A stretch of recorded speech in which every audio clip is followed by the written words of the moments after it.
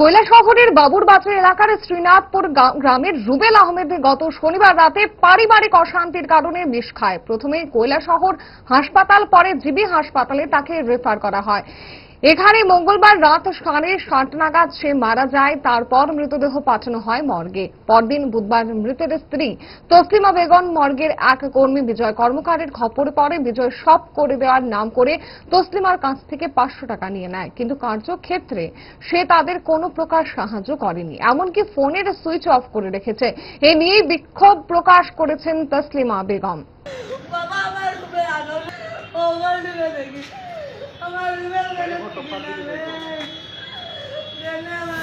কিরকম দেখতে, কিরকম? একটু বাড়তি করি আর কালো মোটা করিয়া।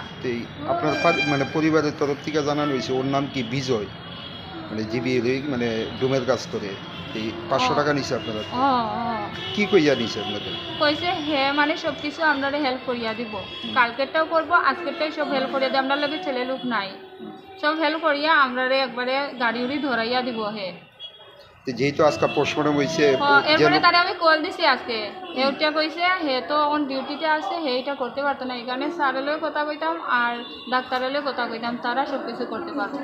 ও যে 500 টাকা নিছে আপনাদের কাছ থেকে, কোনো ধরনের সহযোগিতা পাইছেন ওর কাছ থেকে, বা ও কি আইসিনি এখানে? না, সকালে একবার খালি আইসে, আইয়া কইছে তোমরা যাও গে এখানে, ওইখানে যাও গে গেটের সামনে, এখানে এখন খুব বডিটা লইয়া যাইবে ও পর্যন্ত। এখন ওরে ফোন করছেন? ফোন করছি, এখন নট ইসিবল দেখায়। 2টা নাম্বার দিয়ে ফোন দিছি। আপনি কোন জায়গাতে আইছে? কৈলাসহর থেকে। স্বামীর নাম কি? রুবেল আহমেদ।